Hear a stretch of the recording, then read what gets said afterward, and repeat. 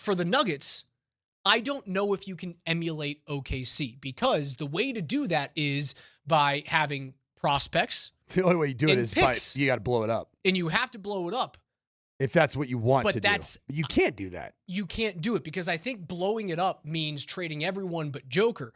How many picks are you really going to get back for everyone other than Joker? And even then, you wouldn't, if Joker is the only piece that's here, you wouldn't emulate OKC. Right. So I don't think there's a way for the Nuggets to play the copycat game that everyone else is trying to do in all of their other sports, which is why the Kevin Durant conversation the other day, while it is very pie in the sky, likely 0% chance that it would ever happen, do you lean even farther in the other direction?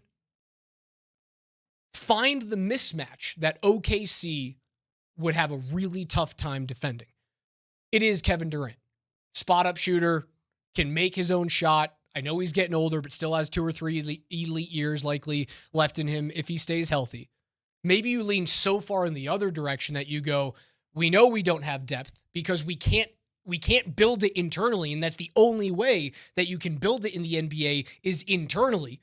The draft picks are gone. The prospect pool is dry. Do you lean so far in the other direction that you go, screw it? We'll just have 6 awesome players, and if you can get another elite superstar, you can find a way to stagger the starts where like Joker and KD are always, one of them is always on the floor.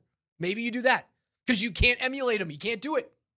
Not without blowing everything up and taking a giant step back. If you were to go out and get KD, are you parting ways with 2 of your current starters? Yes. Is that worth it for a player that is 36, will be 37? Will be 37. Depends how long you think the Joker prime is. How long is Joker's prime? Which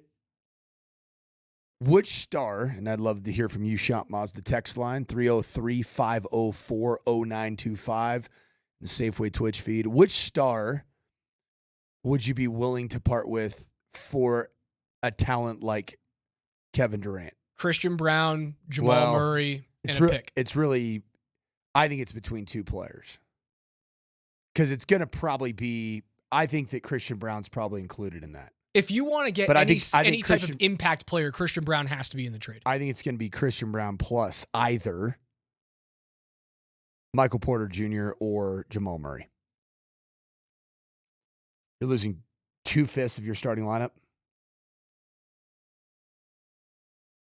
Is that worth it? It'd be a tough sell, a really tough sell, but you do get a better shooter. KD is a markedly better shooter than either one of those 2 guys. Consistent, known shooter of the basketball. He averaged 27 in his late 30s. And man, if you were just, is there anybody on the Nuggets roster, not named Nikola Jokic, that you feel like is a consistent shooter? No. It hasn't felt that way in a while, has it? No. I felt that way about Kentavious Caldwell-Pope. I knew what I was getting out of Kenny Pope. 22-23, did you feel like you knew what you were getting out of Jamal Murray? More so than now, but he was always one of those guys that you were just waiting for him to go off. There were a couple of games where he kind of disappeared. Definitely more so than the last 2 full seasons. Michael Porter Jr.? No idea what he's going to give you. Heck of a shooter. Aaron Gordon, known shooter, improving shooter. Aaron Gordon, his season last year was awesome from 3. Very improved shooter. But you are asking him to do way more. Is it night in, night out as a shooting threat? I mean, he shot damn near 44% last year from 3. If that's there to stay, man, sure. I don't think he's going to shoot 44% next year, but is he going to be a 29 or a 26% shooter like he was 2 years ago or the first year that he got to Denver? The answer is no. I think he probably lives somewhere between 35 and 40 next season. I still think that's very good for that player, primarily sitting at the number 4. What's the ceiling for Christian Brown in the NBA? Kenny Pope. You think so? Yeah. Pope's a greater scorer. Brown has the ability to defend just like he does. Now, Brown can play above the rim more so than Pope could when he was here. I think that is about his ceiling. He has a very, very hard-capped offensive ceiling as it stands right now. Talk about an inconsistent shooter. Great player all around outside of that. 58% from the field. Great transition score. Yes. Great transition score. 39.7% from behind the arc. And he hovers between 35 and 40 and 39.7 in his 3 years as an NBA player as a three-point shooter. And he averaged 15.4 points per game. Kentavious Caldwell-Pope, who his best basketball was as a Denver Nugget. There's no doubting that. KCP, who's bounced around like crazy since he was a Nugget. KCP, his career split, this past season, he was a 43.9% field goal percentage shooter and a 34% three-point shooter. Pretty down. Down from him. I mean, not that much down. He's a career 37% from beyond the arc. He averages north of 11 over his career. That's more than Brown. Mm-hmm. I think that is if you get KCP's career out of Christian Brown, you're pretty happy. I think he's got a higher ceiling than KCP. KCP never in his entire career averaged what Christian Brown averaged this year. Points per game. Christian Brown was nearly a 16 points per game player. And I think can Christian Brown's ceiling be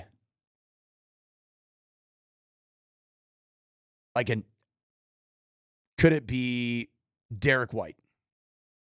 A different player. He's a drastically different player. But in terms of being able to show up every couple nights as a guy that could score 20 plus as his offensive game continues to develop and he gets more confident. If there's one thing that I saw from Christian Brown is that he is capable of taking the basketball to the cup. He is capable of shooting three-pointers, but there's times where he's just clutching. And that's what I saw in the postseason this year was there was a lack of just real deeply rooted conviction as a scorer, even though I think it's in there. So let's bring it back to the original conversation. Is the hope that Christian Brown can reach that level of offensive output and from a consistent standpoint, is the hope of that enough to tell you I'm not adding him in a trade for a star? You can throw Giannis into this equation as well, right? I just don't know how that fits. Giannis doesn't fit as a shooter. How does that fit? I mean, I know he's a tremendous talent. He's a mismatch. Yeah. Who's going to guard him on OKC?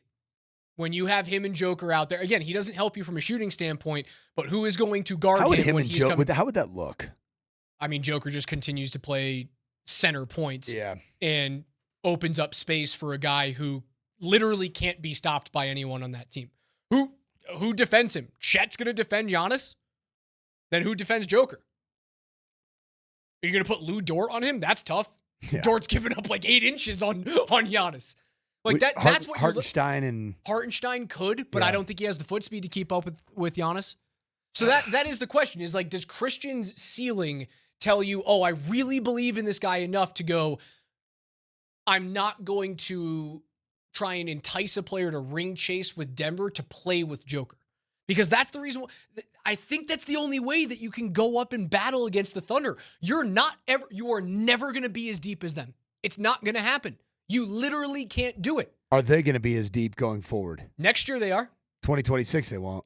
2026 is the question. You see that contract that's going to end up having to be doled out to SGA in 26? But they still have all of the draft picks. Do you realize that the contract he will sign, SGA, in 2026, will be a higher annual average value than Shohei Ohtani?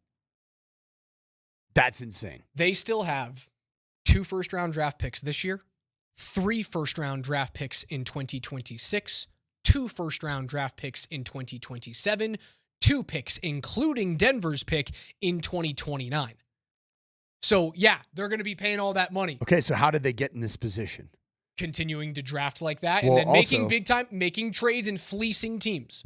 They did what really we're begging the Rockies to do, is that if you have any big-time value, deal it.